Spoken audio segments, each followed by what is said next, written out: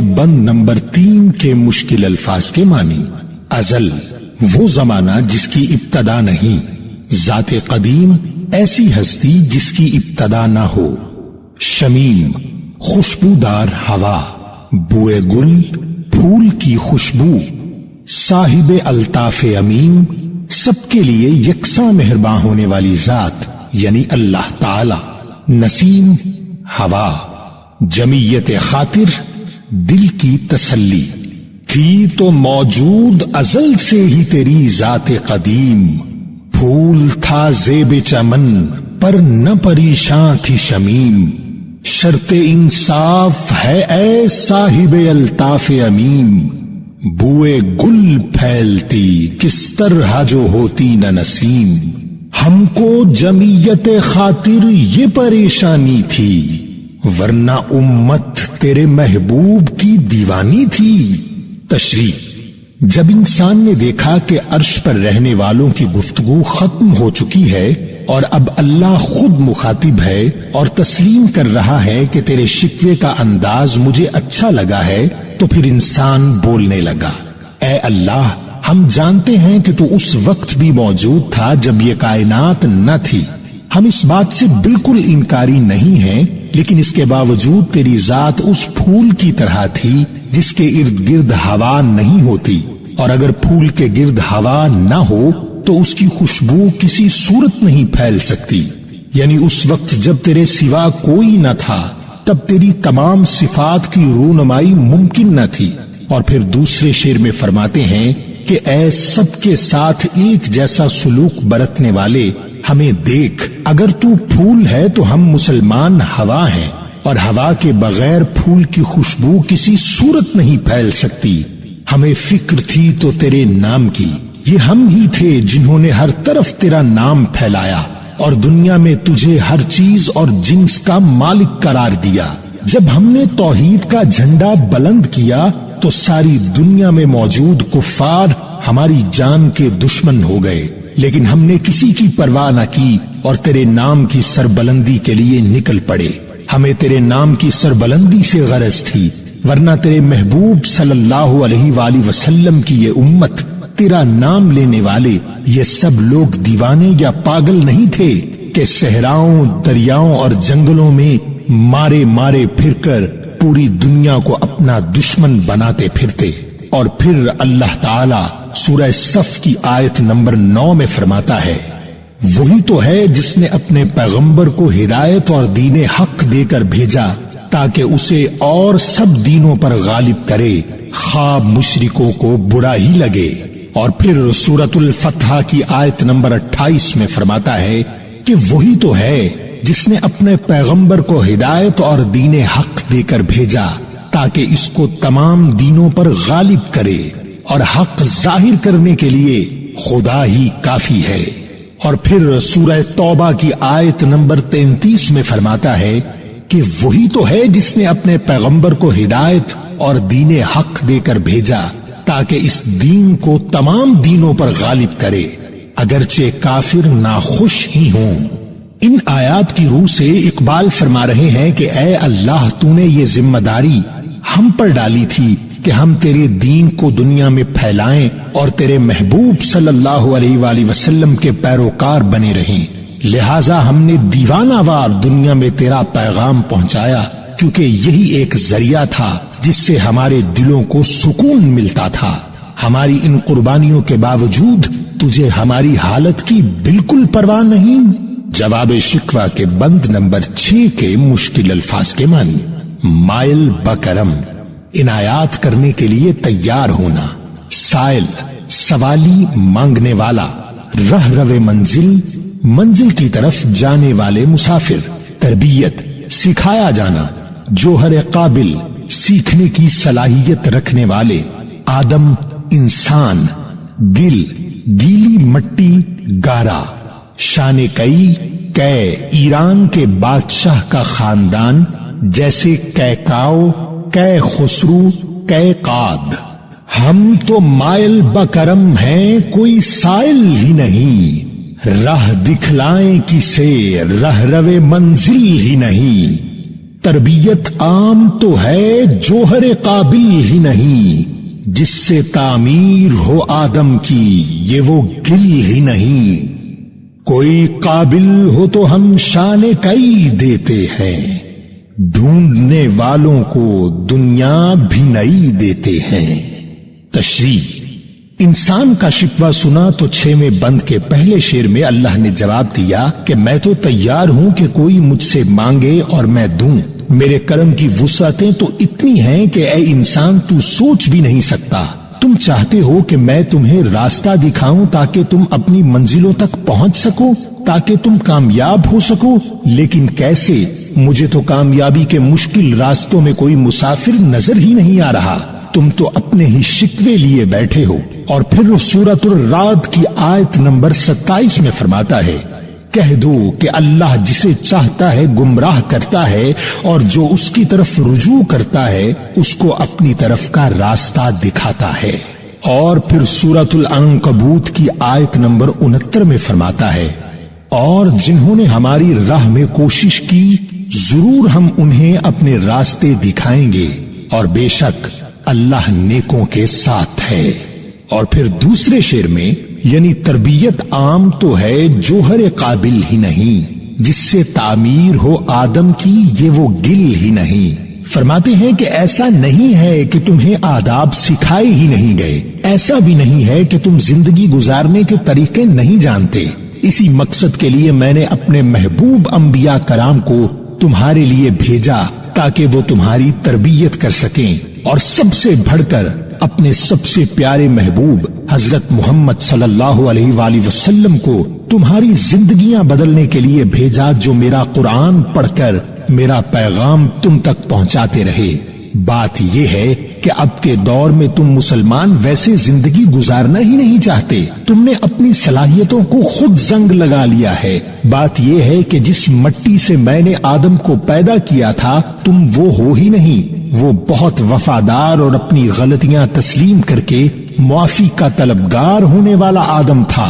लिहाजा पहले तुम अपनी गलतियां तस्लीम करो और अपने आप को उस रास्ते पर लाओ जो कामयाबी का रास्ता है। और फिर तीसरे शेर में, यानी कोई काबिल हो तो हम शान कई देते हैं, ढूंढने वालों को दुनिया भी नई देते हैं। तीसरे शेर में फरमाते हैं कि जो लोग अपनी जिंदगी कामयाबी के सफर में गुजारते हैं हम उन्हें वही अजमतें अता करते हैं जैसे ईरान के कदीम खानदान कै के बादशाहों को दिया करते थे। कोई मंजिलें ढूंढने वाला पैदा तो हो, हम उसे वो कुछ अता कर देंगे जो वो सोच भी नहीं सकता। हम उसे नई दुनियाओं और जहानों के दरवाजों में दाखिल कर देंगे, लेकिन इसके लिए अपने आप को काबिल बनाना पड़ता है।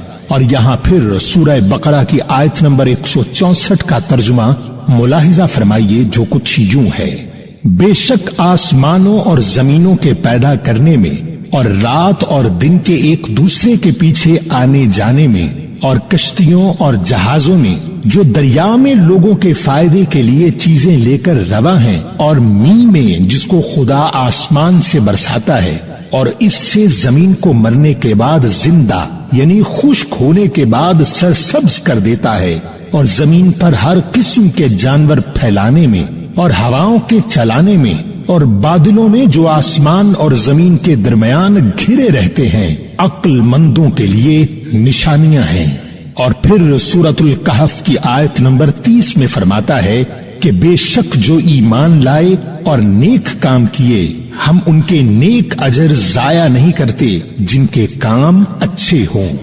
और अब आप इस बंद को मुकम्मल पढ़िए, यकीनन आपको समझ आ चुका होगा। हम तो माइल बकरम हैं, कोई साइल ही नहीं, राह दिखलाए किसे रह रवे मंजिल ही नहीं। तरबियत आम तो है जोहर काबिल ही नहीं, जिससे तामीर हो आदम की ये वो गिल ही नहीं। कोई काबिल हो तो हम शान कई देते हैं, ढूंढने वालों को दुनिया भी नई देते हैं।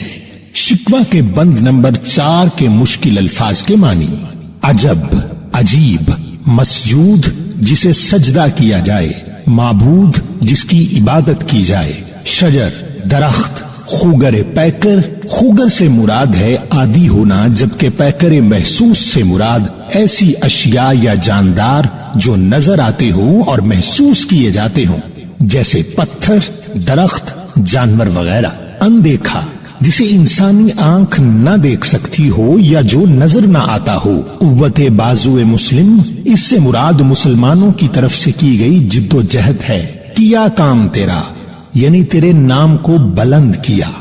ہم سے پہلے تھا عجب تیرے جہاں کا منظر، کہیں مسجود تھے پتھر، کہیں معبود شجر۔ خوگر پیکر محسوس تھی انسان کی نظر، مانتا پھر کوئی اندیکھے خدا کو کیوں کر۔ تجھ کو معلوم ہے لیتا تھا کوئی نام تیرا، قوت بازو مسلم نے کیا کام تیرا۔ تشریح جواب شکوہ کے چھٹے بند میں جب اللہ نے مسلمانوں کو احساس دلایا کہ میں تو کرم کرنے کو تیار بیٹھا ہوں، راستہ دکھانے کو راضی ہوں، لیکن تم میں سے کوئی بھی ایسا نہیں جو کچھ حاصل کرنا چاہتا ہو، تو شکوہ کے چوتھے بند میں اقبال نے کس دلیل کے ساتھ آغاز کیا ہے وہ بھی کمال کہا جائے تو غلط نہ ہوگا۔ چوتھے بند کے پہلے شعر میں فرماتے ہیں کہ اے اللہ، تو کہتا ہے کہ ہم تیرے بتائے ہوئے راستے پر نہیں ہیں۔ تجھے یاد ہے جب ہم نہیں تھے تب تیری دنیا کی کیا حالت تھی؟ کیا تجھے کوئی جانتا تھا؟ یہ زمین ایک عجیب و غریب صورتحال سے دوچار تھی۔ تیرے محبوب صلی اللہ علیہ وآلہ وسلم کی اس امت سے پہلے کوئی تیری وحدانیت کا چرچا کرنے کو تیار نہ تھا۔ تو یہ بھی جانتا ہے کہ تیرے محبوب صلی اللہ علیہ وآلہ وسلم کی اس امت سے پہلے سب سے زیادہ امتی جس نبی کے تھے وہ حضرت موسیٰ علیہ السلام تھے، اور تیرے لیے حضرت موسیٰ علیہ السلام اور ان کی امت بنی اسرائیل انتہائی قریب ہو گئے تھے۔ تجھے اس امت سے امید تھی کہ بنی اسرائیل کی قوم پوری دنیا میں تیرا نام بلند کرے گی، اسی وجہ سے تو نے ان پر اپنا خاص کرم کیا، اور جیسا کہ تو نے سورۃ البقرہ کی آیت نمبر 47 میں فرمایا ہے، اے بنی اسرائیل یاد کرو میرا وہ احسان جو میں نے تم پر کیا، اور یہ کہ اس سارے زمانے پر تمہیں بڑائی دی۔ اور اسی شعر میں اقبال نے اس واقعے کی طرف اشارہ بھی کیا ہے جب حضرت موسیٰ علیہ السلام نے حضرت ہارون علیہ السلام کو اپنی جگہ چھوڑ کر کوہ طور پر اللہ سے ہم کلام ہونے کے لیے گئے، تو آپ کی امت میں بیشتر لوگوں نے حضرت ہارون کی پیروی سے انکار کرتے ہوئے سامری کے بنائے ہوئے بچڑے کی پوجا شروع کر دی تھی۔ اے اللہ، تو نے سورہ طٰہٰ کی آیت نمبر 90 اور 91 میں فرمایا ہے کہ اور ہارون نے پہلے ہی کہہ دیا تھا کہ لوگوں اس طرف تمہاری آزمائش کی گئی ہے، اور تمہارا پروردگار تو خدا ہے، تو میری پیروی کرو اور میرا کہا مانو۔ جس پر قوم بنی اسرائیل نے کیا جواب دیا، اے اللہ وہ بھی دیکھ۔ بولے ہم تو اس پر آسن مارے، یعنی پوجا کے لیے جم کر بیٹھے رہیں گے جب تک ہمارے پاس موسیٰ لوٹ کر آئیں۔ اے اللہ، تو یہ بھی جانتا ہے کہ بنی اسرائیل جو اکثریت رکھتی تھی تو نے ان کے لیے من و سلوہ تک کی عنایات فرمائی، لیکن جب اسی قوم کو حضرت موسیٰ علیہ السلام نے تیرے نام پر جنگ کرنے کے لیے کہا تو انہوں نے صاف انکار کر دیا۔ تیرے نام پر تلوار اٹھانے والا کوئی نہ تھا۔ تیرے نبی حضرت موسیٰ علیہ السلام کی امت نے اپنے نبی کے احسانات جھٹلا دیے، اور جیسا کہ سورۃ المائدہ کی آیت نمبر 24 میں تو ہی فرماتا ہے، بولے اے موسیٰ ہم تو وہاں کبھی نہ جائیں گے جب تک وہ وہاں ہیں، تو آپ جائیے اور آپ کا رب، تم دونوں لڑو، ہم یہاں بیٹھے ہیں۔ جس پر حضرت موسیٰ علیہ السلام انتہائی غمگین اور افسردہ ہوئے، اور آپ نے سورۃ المائدہ کی آیت نمبر 25 میں تجھ سے مخاطب ہو کر کہا۔ موسیٰ نے عرض کی، کہا اے رب میرے، مجھے اختیار نہیں مگر اپنا اور اپنے بھائی کا، تو ہم کو ان بے حکموں سے جدا رکھ۔ ناظرین، آپ اس شعر کے پس منظر کو سمجھ چکے ہوں گے کہ ہم سے پہلے تھا عجب تیرے جہاں کا منظر، کہیں مسجود تھے پتھر، کہیں معبود شجر۔ یہاں تک کہ حضرت موسیٰ علیہ السلام اور حضرت ہارون علیہ السلام کا وصال ہو گیا، لیکن اللہ کی توحید کو پوری دنیا میں پھیلانے کا کام پورا نہ ہو سکا، کیونکہ اسی امت کے لوگ پتھر اور لکڑی کے بتوں کی پرستش کرتے رہے جو کہ بے شک شرک ہے۔ اور پھر دوسرے شعر میں اقبال نے وجہ بیان کی ہے کہ ایسا کیوں تھا۔ خوگر پیکر محسوس تھی انسان کی نظر، مانتا پھر کوئی اندیکھے خدا کو کیوں کر۔ دوسرے شعر میں فرماتے ہیں کہ انسان شروع دن سے ہی مادہ پرستی کا شکار رہا ہے۔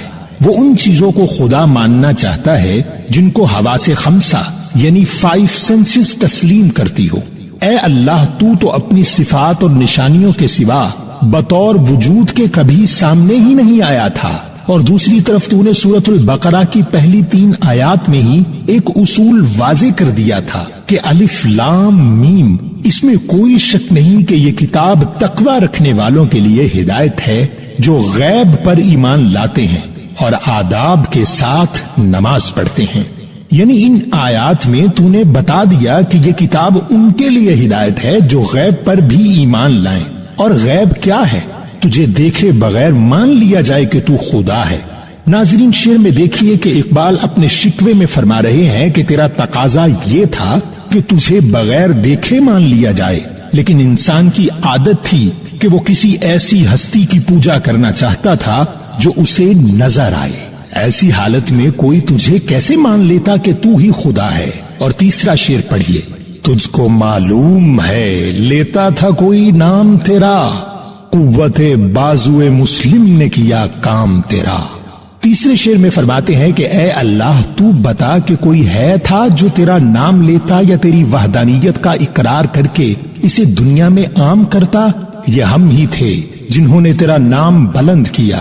ایک حضرت موسیٰ علیہ السلام کی قوم تھی جو ان کی بات سے انکاری ہو گئی، اور ایک تیرے محبوب حضرت محمد صلی اللہ علیہ وآلہ وسلم کی امت ہے کہ جب تیرے محبوب صلی اللہ علیہ وآلہ وسلم نے پہلی بار غزوہ بدر میں صحابہ کرام کو جنگ کے لیے دعوت دی تو انہوں نے جواب دیا کہ اے پیارے محبوب صلی اللہ علیہ وآلہ وسلم، آپ ہمیں حضرت موسیٰ علیہ السلام کی امت جیسا نہ سمجھیے گا، آپ حکم کریں، آپ سمندر میں کودنے کو کہیں گے تو ہم سمندر میں بھی کود جائیں گے۔ وہ ہم ہی تھے جنہوں نے تیرے نام کی سربلندی کے جھنڈے اٹھائے۔ کیا تجھے نہیں معلوم کہ ہم سے پہلے تیرے جہاں کا کیا منظر تھا اور ہمارے بعد صورتحال یکسر بدل چکی تھی؟ ناظرین، اب امید ہے کہ آپ اس بند کو سمجھ چکے ہوں گے، تو ایک بار پھر پڑھیے کہ اقبال نے اس طویل شکوے کو کس پس منظر کے تحت اللہ کے سامنے رکھا ہے۔ ہم سے پہلے تھا عجب تیرے جہاں کا منظر، کہیں مسجود تھے پتھر کہیں معبود شجر، خوگر پیکر محسوس تھی انسان کی نظر، مانتا پھر کوئی اندیکھے خدا کو کیوں کر، تجھ کو معلوم ہے لیتا تھا کوئی نام تیرا، قوت بازو مسلم نے کیا کام تیرا۔ شکوہ کے بند نمبر 5 کے مشکل الفاظ کے معنی۔ سلجوق ترکی میں بسنے والے ایک قبیلے کا نام ہے۔ ساسانی قدیم ایران میں حکمران قبیلے کا نام ہے۔ مامورے یہاں اس سے مراد دنیا ہے۔ یونانی گریس یا یونان میں بسنے والے۔ نصرانی عیسائی مذہب کے پیروکار بس رہے تھے یہی سلجوق بھی تورانی بھی، اہل چین میں ایران میں ساسانی بھی، اسی مامورے میں آباد تھے یونانی بھی، اسی دنیا میں یہودی بھی تھے نصرانی بھی، پر تیرے نام پہ تلوار اٹھائی کس نے، بات جو بگڑی ہوئی تھی وہ بنائی کس نے۔ تشریح 5ویں بند میں بھی چوتھے بند کی طرز کا تسلسل جاری ہے۔ جیسا کہ آپ جانتے ہیں کہ جواب شکوہ کے 6 بند میں اللہ تعالیٰ مخاطب تھا کہ مسلمانوں، تم کامیابی کے راستے پر ہو ہی نہیں، ورنہ میں تو راستہ دکھانے کو تیار ہوں۔ اس کے بعد شکوہ کے 4 بند میں اقبال نے بتایا کہ اگر ہم کامیابی کے راستے پر نہیں تو پھر اور کون ہے، کیونکہ ہم سے پہلے تو تیرے نام کے لیے کسی نے کوشش ہی نہیں کی۔ اور اب 5ویں بند کا پہلا شعر دیکھیے۔ بس رہے تھے یہی سلجوق بھی تورانی بھی، اہل چین میں ایران میں ساسانی بھی۔ فرماتے ہیں کہ یہی وہ دنیا ہے جہاں 2 جنگجو قومیں یعنی سلجوق اور تورانی بستے تھے۔ یہ دونوں قبیلے اپنی بہادری اور شجاعت میں مشہور تھے۔ तुर्कों में सल्जूक जिन्होंने वस्ती एशिया में 1071 और 1194 के दरमियान अपना दबदबा कायम रखा।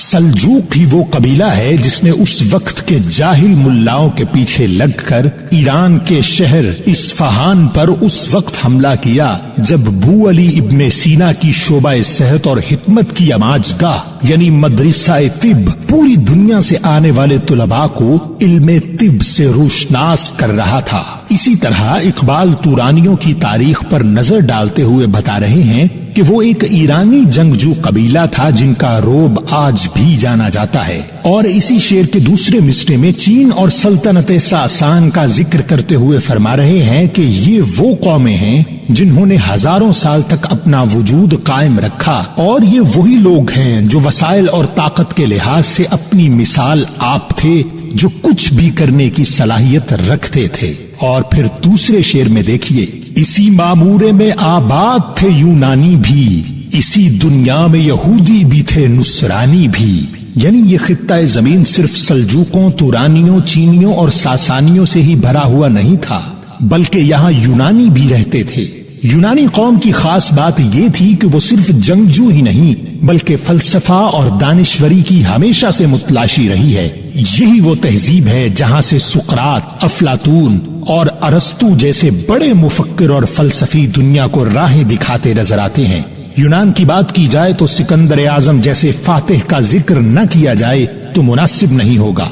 इकबाल ने इस यूनानी तहजीब का तज़किरा करके खुदा की बारगाह में इन तमाम कौमों की निशानदही की है जो इंतहाई ताकतवर थीं। और इसी शेर के अगले मिसरे में दो मज़ाहिब का जिक्र करते हुए फरमा रहे हैं कि हजरत मूसा अलैहिस्सलाम की उम्मत यानी यहूदियों और हजरत ईसा अलैहिस्सलाम की उम्मत यानी नुसरानियों को भी यही तलकीन की गई थी कि पूरी दुनिया में अल्लाह के नाम को फैलाया जाए और ये हकीकत बावर कराई जाए कि अल्लाह सिर्फ एक है और ये कायनात सिर्फ उसी ने पैदा की है।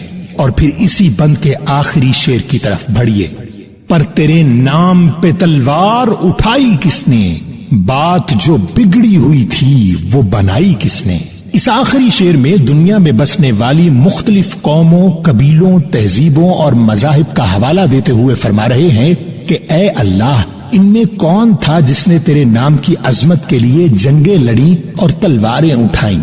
बेशक किसी दूसरी कौम ने हक की सरबलंदी के लिए निकलना जरूरी न समझा और एक हम थे जो हर दम तेरा नाम लेते थे और तेरे महबूब सल्लल्लाहु अलैहि वसल्लम के हुक्म पर अमल पैरा होते रहे।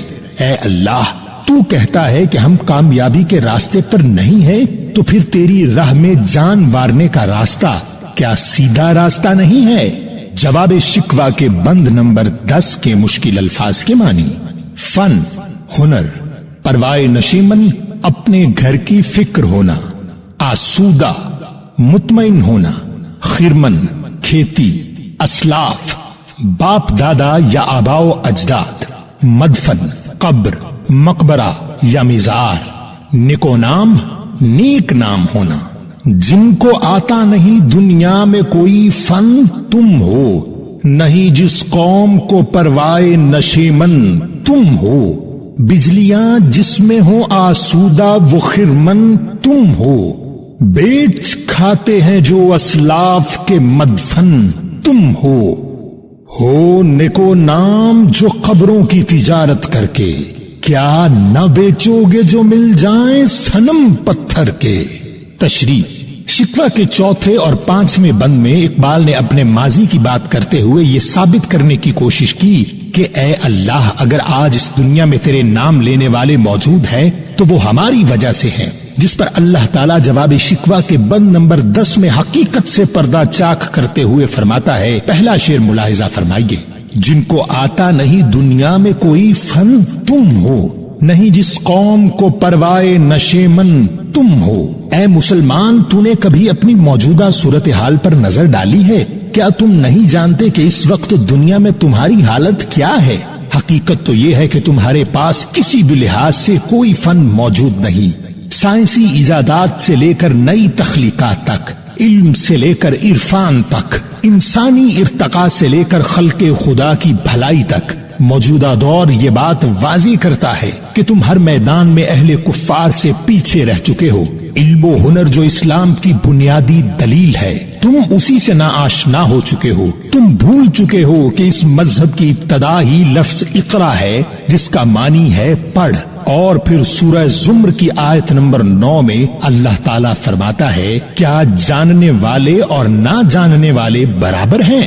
یہاں ایک بات انتہائی قابل غور ہے کہ قدرت کا بڑا واضح قانون ہے، وہ یہ کہ علم چاہے کوئی بھی حاصل کرے، وہ مسلم ہو یا غیر مسلم، علم حاصل کرنے والے کو اس کا انعام عطا کیا ہی جائے گا۔ اس لیے اس شعر میں دنیا میں فن اور مختلف علوم کی جانب توجہ دلاتے ہوئے فرمایا گیا ہے کہ تم باقی دنیا سے پیچھے رہ چکے ہو، کیونکہ تمہیں اپنے نشیمن یعنی گھر کی پرواہ ہی نہیں ہے۔ یہاں گھر سے مراد دین اسلام بھی ہے، جسے برقرار رکھنا ہم مسلمانوں کی ذمہ داری ہے۔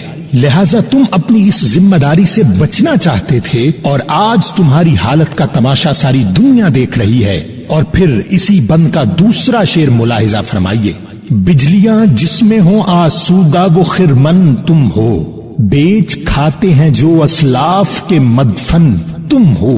دوسرے شعر میں فرماتے ہیں کہ تمہاری حالت اس وقت اس کھیت کے خس و خاشاک جیسی ہے جس پر بجلیاں گرنے میں انتہائی آسانی محسوس کرتی ہیں اور چند لمحوں میں کھیت کو جلا کر راکھ کر دیتی ہیں۔ یعنی تم اپنا دفاع کرنے کی صلاحیت سے بھی عاری ہو چکے ہو۔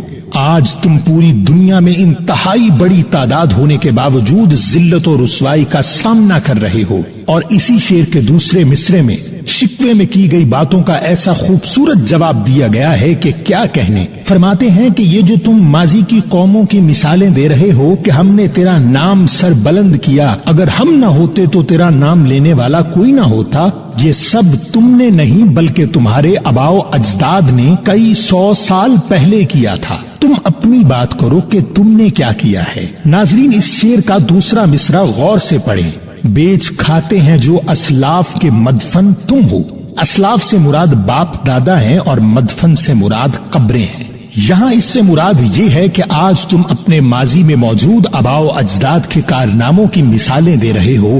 یہ ایسا ہی ہے جیسے تم میرے آگے ان کی قبریں بیچ رہے ہو۔ اور اس مصرے کا دوسرا پہلو یہ بھی ہے کہ میرے اولیاء کی قبروں کو مزاروں کی صورت کاروباری اڈے بنا چکے ہو۔ کبھی تم نے سوچا ہے کہ جس مزار یا قبر کو تم دعاؤں کے عوض فروخت کر رہے ہو، اس قبر میں موجود ولی کی تعلیمات کیا تھیں؟ نہیں، بالکل نہیں۔ تم نے سب کچھ نظر انداز کر دیا ہے اور آج اپنے آباء و اجداد کی خدمات کے صلے میں مجھ سے راحت اور آرام چاہتے ہو۔ تیسرے شعر میں فرماتے ہیں، ہو نکو نام جو قبروں کی تجارت کر کے، کیا نہ بیچو گے جو مل جائیں صنم پتھر کے۔ یعنی سچ تو یہ ہے کہ اپنے باپ دادا کی قبروں پر تجارت کر کے تم نے خود کو دنیا کے سامنے پرہیزگار ثابت کر لیا ہے، لیکن میں سب جانتا ہوں تم نے یہ سوچنا بھی چھوڑ دیا ہے کہ میں اللہ ہی رزق دینے والا ہوں۔ اور اللہ تعالیٰ سورۃ الجمعہ کی آیت نمبر 11 میں فرماتا ہے، اور اللہ بہتر رزق دینے والا ہے۔ تم نے رزق کے مقصد کے لیے ان قبروں کو بھی نہ بخشا۔ اور آخری مصرے میں فرماتے ہیں کہ اگر تم اپنے اسلاف کی قبریں تک بیچ سکتے ہو تو یہ بھی ممکن ہے کہ اگر تمہیں پتھر کی مورتیاں اور بت مل جائیں تو تم ان کا کاروبار بھی شروع کر دو گے۔ اس لیے ان لوگوں کی باتیں مت کرو جو کئی 100 سال پہلے ہر میدان میں تم سے ہی نہیں بلکہ پوری دنیا میں آگے تھے اور میرا نام بلند رکھنے میں ایک خاص لگن رکھتے تھے۔ جو میرا نام زندہ رکھنے کے لیے نکلتے ہیں اور میرے بتائے ہوئے اصولوں پر زندگی بسر کرتے ہیں، میں انہیں کبھی رسوا نہیں ہونے دیتا۔ تمہاری اس حالت کا ذمہ دار میں نہیں بلکہ تم خود ہو، جس نے ہر قسم کے علم سے کنارہ کشی اختیار کر لی ہے۔